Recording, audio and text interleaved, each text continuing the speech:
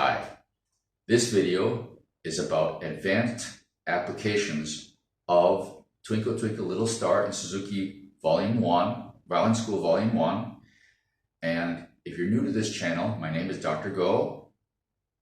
I have been a professional violinist for well over 20 years. I've been a soloist, I've been a chamber musician, I've been a professional orchestra player.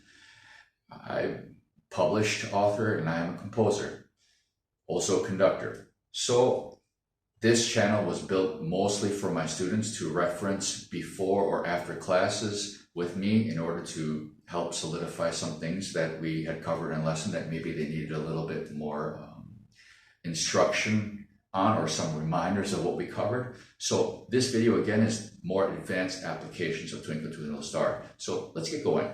Variation A. In the past, we talked about collapsing the hand in supinate position and making the sound.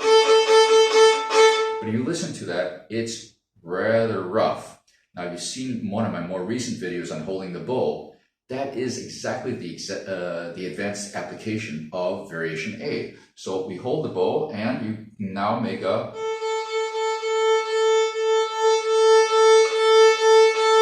much more refined sound. Yes, you don't have to catch like that, like we would by using arm weight. Yes, and some people, they use too much arm weight and may start getting a scratch all the way through. Yes, so by holding the bow, we can control that weight. Okay, now we move on to variation B. Variation B. Now typically, I had the students with the bow hair facing them. Okay, three things in general. Number one, good motion. That means the down bow would cross the center line of the nose to the belly button, and the up bow, the elbow would naturally swing back behind the ribs. Not up here, but just naturally fall back. Between those two, and then making sure the thumb didn't press too hard so that there was good constant weight into the bow all the time, it created a bow stroke that would easily, from the arm motion, come to the bridge.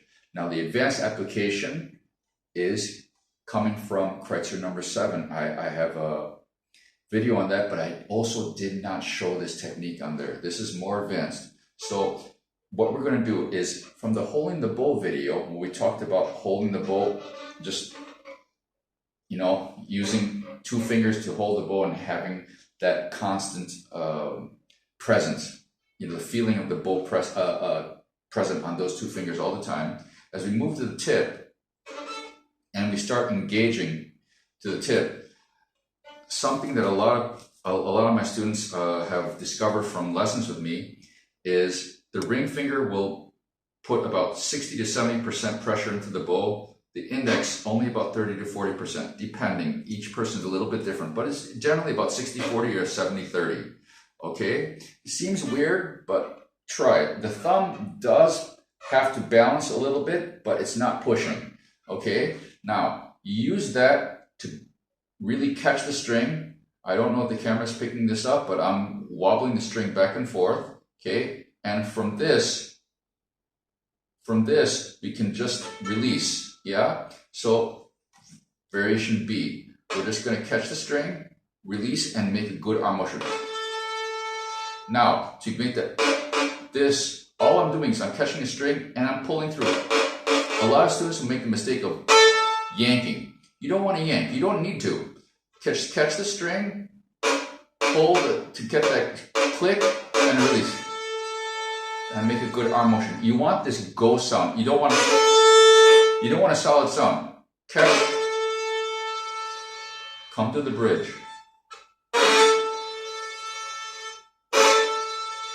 And catch for every string. Every note. Catch. Yeah. Again, about 40%, 60%, 40%. Or for some people, I actually like 70-30. Catch, get the click, release, and get that nice arm motion. Now, if you're forcing with your fingers and whatnot, that's when your bow can jump the bridge. I'm going to force this, and there it goes. Yeah, if you really force it, it'll jump. You don't want to force it. You just want to relax the hand. Just catch and release. You may have a good arm motion and just release the arm. Okay, so that's for variation B. And what that leads to is in variation C, we're going to start with that supinate hand holding the bow, and like we did normally, slowly adding weight so that the weight is fully added by the end of the silver winding. Just letting the bow draw, and like the letter C, now we swing out and release. And that helps, that release allows you to feather the bow change. As you practice this, it gets to the point where you can really make the sound of bow change at the tip. At the frog, it's something that a lot of people study. It's not difficult. At the tip, a lot of people find that a little bit more challenging, and it's just a matter of practicing the release, how much you need to release in order to get the sound of bow change at the tip. Okay, now that's variation C. Going on to variation D and E. The older books in Suzuki Volume 1, they didn't have D and E. They had variation D only, and that became the new variation E later on. And that is where they have 16th notes.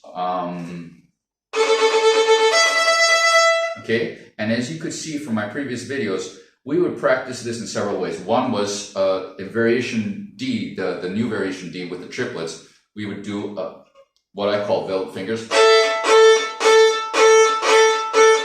And then we do soltando. Very important to hold the bow for that. And then we do ricochet. Okay, so one advanced application for variation D is the spiccato, where the bow, the wood jumps and the hair stays on the string. Sorry.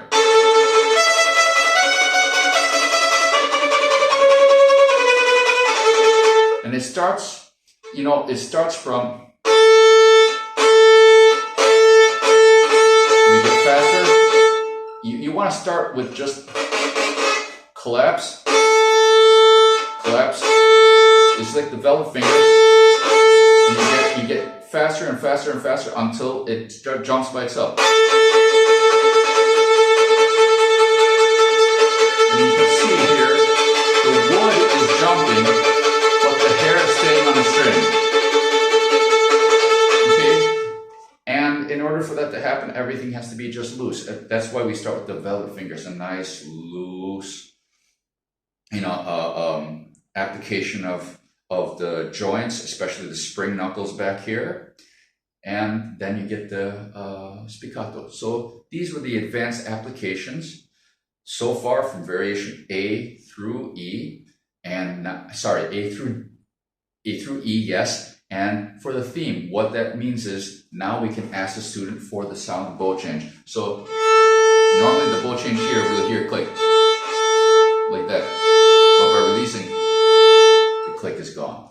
Okay, so I hope this has been useful to those of you who watch this. I know my students will be studying this, so if there's anything that I've said that is contrary to what your teacher has told you, for those outside my studio, please ignore me, listen to your teacher. However, for those who are my students or who are following this channel to try to improve their violin playing, I hope you found something useful. And as always, I wish all of you the best on this incredible journey for this wonderful instrument we call the violin. Cheers.